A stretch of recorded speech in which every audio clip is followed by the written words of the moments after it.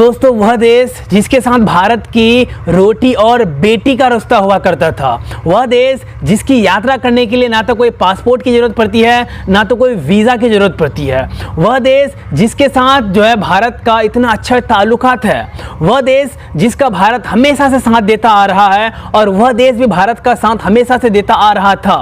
वह देश जिसकी सीमा पर आज तक सेना तैनात नहीं हुआ था, आर्मी तैनात नहीं हुआ था, उस देश के साथ आखिर भारत का इतना ज़्यादा आखिर यहाँ पर ताल्लुकात कैसे बिगड़ गया। यहाँ पर आखिर नेपाल की हम बात कर रहे हैं और नेपाल आखिर चीन की गोद में जाकर क्यों बैठ गया और नेपाल आखिर चीन के साथ इतना खासा दोस्ती उसकी कैसे बन गई। तो इन तमाम सवालों का जवाब जो हमारे मन में खटक रहा है, जो देश के तमाम लोगों के मन में खटक रहा है, तो इन तमाम सवालों के जवाब और भारत और चीन के बीच रिलेशन के बारे में बताऊंगा और साथ ही साथ मैं बताऊंगा आज की आखिर नेपाल जो है चीन की ओर इतना क्यों झुक रहा है। तो इन तमाम सवालों की जवाब मैं आज की इस वीडियो में आप लोगों को अच्छे और बेहतर तरीके से देने की कोशिश करूंगा, तो इसीलिए मेरा आज की यह वीडियो आप लोग पूरा जरूर देखिएगा। दोस्तों अगर अभी देखा जाए तो भारत के साथ जो नेपाल के ताल्लुकात है कुछ हद तक बिगड़ चुकी है और ऐसा इसलिए है क्योंकि जो है भारत और चीन की जो सीमा विवाद हुई थी तो कहीं ना कहीं भारत को घेरने के लिए चीन की एक बहुत ही बड़ी रणनीति यह थी कि वह नेपाल के थ्रू जो है भारत को घेरे, क्योंकि नेपाल के साथ जो है चीन का रोटी और बेटी का रिश्ता है और कहीं ना कहीं जो है इस रोटी और बेटे के रिश्तों को तोड़ने के लिए चीन ऐसा कर रहा है। क्योंकि हम सभी जानते हैं कि चीन की जो नीति है वो है विस्तारवादी नीति और कहीं ना कहीं चीन जो है छोटे छोटे देशों पर, चीन की कम्युनिस्ट पार्टी जिसकी सरकार जो है चीन पर है, वो छोटे छोटे देशों पर अपना अधिकार जमाते रहता है, अपनी ताकत का प्रदर्शन करते रहता है। और कहीं ना कहीं जैसे हम सभी जानते हैं कि ताइवान हो जाए या फिर तमाम जो छोटे छोटे देश हैं, तो इन तमाम जो पड़ोसी देश है चीन से पूरी तरीके से नाराज है क्योंकि उन तमाम देशों के साथ चीन की सीमा विवाद है और कहीं ना कहीं चीन का नीति जो विस्तारवादी है, तो इसी के चलते जो है नेपाल को भी हथियाने के लिए, नेपाल को अपने तिब्बत के साथ मिलाने के लिए, क्योंकि हम सभी जानते हैं कि तिब्बत एक पहले देश हुआ करता था और किस तरह से चीन ने जो है तिब्बत के ऊपर अधिकार कर लिया और उस पर अपना राज को स्थापित कर लिया। और मुझे जहां तक ऐसा लगता है कि तिब्बत के रास्ते जो है नेपाल तक आ सकता है चीन और कहीं ना कहीं आने वाले समय में जो है पूरी तरीके से नेपाल को चीन गुलाम बना सकता है, क्योंकि हम लोग जानते हैं कि इसी तरह से जो है चीन ने जो है पाकिस्तान को भी अपना गुलाम बना चुका है। व्यापार के दृष्टि से बहुत अरबों रुपए का निवेश करके वहां पर और तरीके से के जो है प्रलोभन देकर पाकिस्तान को अपने चपेट में ले चुका है, पाकिस्तान को पूरी तरीके से गुलाम बना चुका है। और पाकिस्तान आज चाहे तो चीन के चंगुल से चाहकर भी नहीं निकल सकता है, क्योंकि पाकिस्तान को वह इतना ज़्यादा कर्ज में डुबा चुका है कि पाकिस्तान नहीं निकल सकता उस दलदल से। और कहीं ना कहीं ऐसा ही नेपाल के साथ भी होने वाला होगा, क्योंकि जिस तरीके से चीन जो है नेपाल में निवेश कर रहा है, चीन जिस तरीके से नेपाल को अपने चंगुल में फंसा रहा है और नेपाली प्रधानमंत्री, नेपाली कम्युनिस्ट पार्टी और नेपाली सरकार जिस तरीके से चीन की ओर झुक रहा है, तो ऐसा संदेशा लगाया जा रहा है कि आने वाले समय में जो है नेपाल का बुरा हाल होने वाला है। तो जो आज हम सबसे पहले बात करेंगे कि आखिर नेपाल जो है इतना ज़्यादा चीन की तरफ क्यों झुक रहा है और भारत के साथ आखिर जो इतना अच्छा दोस्ती था तो भारत को वह इतना आंख क्यों दिखा रहा है। तो दोस्तों आखिर बात कर लेते हैं कि आखिर जिस देश का भारत के साथ इतना अच्छा खासा ताल्लुकात थी तो उस देश को अचानक हो क्या गया? क्या वह देश पागल हो गया? क्या उस देश के प्रधानमंत्री पागल हो गए कि आखिर भारत के साथ उसकी अच्छी खासी ताल्लुकात रहने के बावजूद भी उसके साथ दुश्मनी मोल रहा है? तो यहाँ पर जो बात सामने निकल कर आती है तो वह आती है एक रोड के कंस्ट्रक्शन को लेकर। जी हाँ दोस्तों, भारत ने जो है 8 मई 2020 को मानसरोवर रोड जो कैलाश पर्वत को जाती है तो उस रोड का उद्घाटन किया, वहां पर कंस्ट्रक्शन किया। और कहीं ना कहीं इस रोड का कंस्ट्रक्शन जो हो रहा था, यह रोड जो बन रही थी, इस रोड का जो उद्घाटन किया भारत सरकार ने, तो कहीं ना कहीं इससे नेपाल को दिक्कत थी और कहीं ना कहीं नेपाली सरकार ऐसा मानता था कि यह जो जमीन है हमारे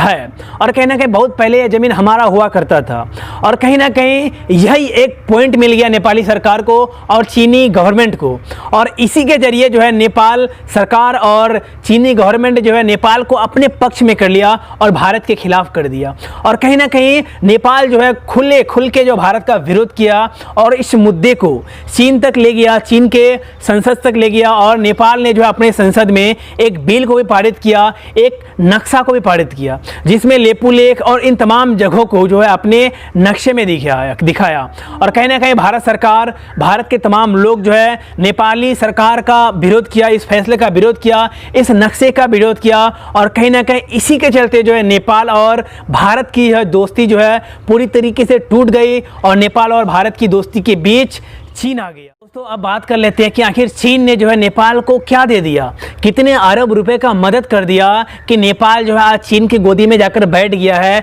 जिस तरह से पाकिस्तान भी जो है चीन की गोदी में जाकर पहले बैठ गया था। और कहीं ना कहीं इसी चलते जो है आज नेपाल भी जो है पाकिस्तान की राह पर निकल चुका है। जिस तरह से पाकिस्तान जो है भारत को आंख दिखाते रहता है और चीन के गोदी में जाकर बैठ गया है, चीन के साथ जो है भारत को आंख दिखाता है। और कहीं ना कहीं उसी रास्ते पर नेपाल भी चलते हुए जो है भारत के विरोध हो चुके हैं और चीन के गोदी में जाकर बैठ गया है। तो अब बात कर लेते हैं कि आखिर चीन ने जो है ऐसा क्या कर दिया, कौन सा काला जादू कर दिया, आखिर ऐसा क्या कर दिया कि नेपाल हमारा इतना ज़्यादा दुश्मन बन गया। तो देखिए, जैसे कि हम सभी जानते हैं कि चीन ने जो है इस भारत जो रोड को कंस्ट्रक्शन कर रहा था वहाँ पर कैलाश मानसरोवर रोड को, तो उसी रोड के चलते वो एक पॉइंट पा गया, प्लस पॉइंट। और उसी पॉइंट को पाकर जो है नेपाल के तमाम लोगों को, नेपाली सरकार को अपने पक्ष में कर लिया कि जो है भारत जो है तुम्हारे ज़मीन पर जो है रोड बना रहा है, पूरे नेपाल को घेर रहा है। और कहीं ना कहीं इसी के चलते जो है चीन जो है नेपाल में घुस गया और घुसने के पर वहाँ पर जो है अरबों खरबों रुपए का इन्वेस्ट कर रहा है।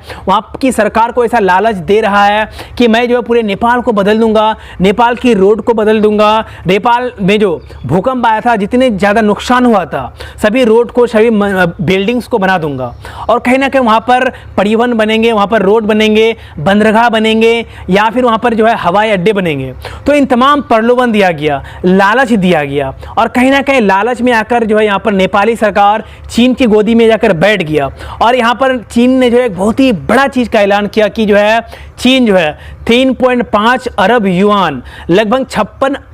अरब नेपाली पैसे जो है यहाँ पर चीन में इन्वेस्ट करेंगे, जिसमें जो है नेपाल में इन्वेस्ट करेंगे और कहने के नेपाल को जो है एक देश बनाएगा, विकसित देश। इन तमाम प्रलोभन दिया गया है, जिस कारण नेपाल जो है चीन के गोदी में जाकर बैठ गया है।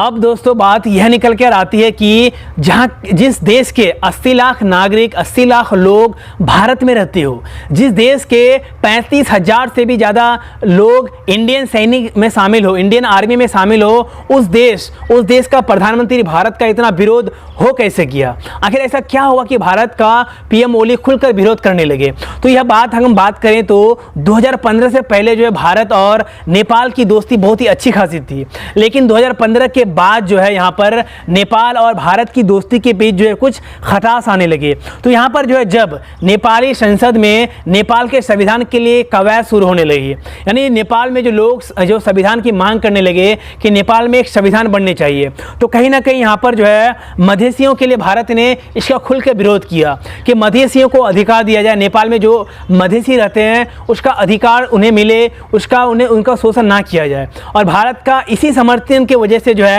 पीएम ओली जो है यहाँ पर भारत का खुल के विरोध करने लगा। पीएम ओली नाराज हो गए कि भारत जो है यहाँ पर गलत कर रहा है। और खुल के बात करें अगर हम 2015 की, तो यहाँ पर एक और भी वाकया होती है जिस कारण जो है नेपाल और पीएम ओली भारत का यहाँ पर दुश्मन हो जाते हैं, भारत को वह गंदी नज़रों से देखने लगते हैं। जब यहाँ पर पीएम ओली चुनाव लड़े थे 2015 में, तो उस समय जो है यहाँ पर पीएम ओली के ऑपोजिशन में कोई तगड़ा नेता नहीं था जिसे वो हरा सके, लेकिन यहाँ पर जो है सुशील कोइराला जो है उसके ऑपोजिशन में उठ गए। और कहीं ना कहीं पीएम ओली माने कि इस सुशील कोइराला जो उठे हैं, तो कहीं ना कहीं भारत ने जो है सुशील कोइराला को उठाया है, जिस कारण यहाँ पर जो है खुलेआम पीएम ओली भारत का विरोध करने लगे और ऐसा कहने लगे कि नेपाल जो है यहाँ पर नेपाली सरकार को भारत सरकार नहीं देखना चाहती है, पीएम ओली को नहीं देखना चाहती है। तो ऐसा आरोप जो है यहाँ पर पीएम ओली लगाने लगे। और इसी कारण है कि जीतने के बाद पीएम ओली चीन के गोदी में जाकर बैठ गए और भारत से वह दुश्मनी मोड़ने लगे, भारत का वो खुल के यहाँ पर विरोध करने लगे। तो गाइज अब बात कर लेते हैं कि आखिर चीन और नेपाल की जो इतनी अच्छी खासी दोस्ती हो चुकी है, नेपाल जो चीन के गोदी में जाकर बैठ गया है, तो इससे भारत को कितना नुकसान होने वाला है। जी हाँ दोस्तों, जैसे कि हम सभी जानते हैं कि नेपाल जो है पूरी तरीके से भारत के ऊपर ही निर्भर था पहले, और कहने का अभी भी है। लेकिन जिस तरीके से नेपाल जो है चीन के गोदी में जाकर बैठ गया है, तो इससे एक बात साफ होती है कि भारत और नेपाल की जो रोटी और बेटे के रिश्ते थी, भारत और नेपाल की जो इतनी अच्छी खासी दोस्ती थी, तो चीन के कारण जो है कहीं ना कहीं टूट रहा है, दरार पड़ रही है। और इसी दरार के कारण जो अब नेपाल में पीएम ओली का विरोध भी हो रहा है। इसके बारे में हम आगे बात करेंगे, लेकिन अभी बात कर लेते हैं कि आखिर जो है यहाँ पर इतना इसका विरोध से जो भारत और नेपाल का जो दोस्ती टूटा है, और चीन और नेपाल की जो दोस्ती जो इतनी अच्छी खासी बढ़ चुकी है, तो आखिर भारत को क्या नुकसान है। तो भारत को इसमें कोई खास नुकसान नहीं है, क्योंकि नेपाल हमारे ऊपर निर्भर था, हम नेपाल के ऊपर निर्भर नहीं थे कि हमें इससे ज़्यादा नुकसान होने वाला है। हम खुद पर निर्भर हैं और नेपाल हमारे ऊपर निर्भर था, तो इससे हमें तो उतना फर्क पड़ने वाला है नहीं, लेकिन नेपाल को बहुत ज़्यादा फर्क पड़ने वाला है। क्योंकि जिस तरीके से नेपाल जो है हमारे ऊपर निर्भर था, सभी सामान नेपाल हमसे ही लेता था, अगर हमसे बंद कर दे और चीन से लेना स्टार्ट कर दे, तो वहाँ से उसे महंगा भी पड़ेगा। और कहीं ना कहीं नेपाल और चीन के बीच जो सीमा है, तो बड़े बड़े पहाड़ियों से ढका हुआ है। अगर वह कोई सामान वहाँ चीन से लेके आता भी है, वहाँ पे अगर आयात करता भी है, तो उसे वहाँ पर बहुत ज़्यादा खर्च पड़ेंगे, क्योंकि वहाँ पर सड़क परिवहन उतना अच्छा है नहीं, और भारत में जो था सड़क परिवहन पहले से अच्छा था, जिस कारण आसानी से और कम खर्चे में चीन भारत से सामान जो नेपाल में पहुँच रहा था। लेकिन हमें तो कोई दिक्कत नहीं है, लेकिन हमें बस दिक्कत इतना है कि जिस तरीके से चीन और भारत की हमारी जो दुश्मनी है, चीन जो हमारे ऊपर जो है हमारे देश के ऊपर अधिकार जमाते रहते हैं, हमारे कई क्षेत्रों को नज़र गराए हुए बैठते रहते हैं, जैसे सिक्किम हो गए, अरुणाचल प्रदेश हो गए, लद्दाख, इन तमाम क्षेत्रों को जो चीन अपना मानता है। तो इससे तो हम कभी चीन को ऐसा कहने नहीं देंगे, लेकिन नेपाल के जरिए जो है यहाँ पर चीन अब हमारे देश तक आ सकता है, हिंदी राज्य तक पहुँच सकता है, जैसे बिहार हो गए, यूपी हो गए, उत्तराखंड हो गए। तो इन तमाम देशों में जो है अब इन तमाम राज्यों में जो है अब चीन जो है नेपाल के रास्ते पहुँच सकता है। और जिस तरीके से हमने देखा कि पाकिस्तान और चीन की जितना अच्छी खासी दोस्ती है, और पाकिस्तान जो है चीन के गोदी में जाकर बैठ गया है, तो चीन जो है वहाँ पर पाकिस्तान में हज़ारों की तादाद में सैनिक को जमा कर दिया है। तो आने वाले समय में चीन और नेपाल की जिस तरीके से दोस्ती बढ़ रही है, तो ऐसा आस लगाया जा रहा है, ऐसा उम्मीद लगाया जा रहा है कि चीन जो है नेपाल में सैनिक तैनात कर सकते हैं, अपने हवाई जहाज को, फाइटर प्लेन को तैनात कर सकते हैं। और इससे भारत को दिक्कत हो सकती है, क्योंकि नेपाल और भारत की अच्छी खासी दोस्ती थी। अगर नेपाल तक चीन पहुंच जाता है, तो इससे हमारे देश को बस इतना सा दिक्कत है कि नेपाल तक जो है चीन पहुंच जाने से हमें खतरा हो सकता है, क्योंकि चीन के साथ हमारी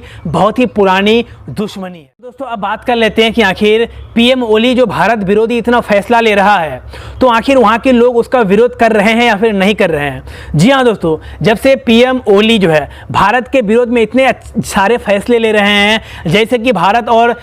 नेपाल के सीमा में जो कभी भी आर्मी तैनात नहीं थी, लेकिन नेपाल ने आर्मी तैनात कर दिया, और कहीं ना कहीं जो है भारत के कंस्ट्रक्शन के काम को भी रोक दिया। जैसे सीतामढ़ी में जो है लगभग 4 नागरिकों को नेपाली पुलिस ने फायरिंग करके मार दिया, और कई को घायल भी कर दिए। और कहीं ना कहीं भारत जो बांध का निर्माण कर रहा था, जो बांध का, उन तमाम बांध को भी कंस्ट्रक्शन को रोक दिया। सड़क बनाने का जो निर्माण कर रहा था, तो इन तमाम सड़क बनाने को भी रोक दिया। तो इतने बड़े बड़े जो फैसले ले रहे हैं नेपाली पीएम ओली, तो आखिर नेपाल के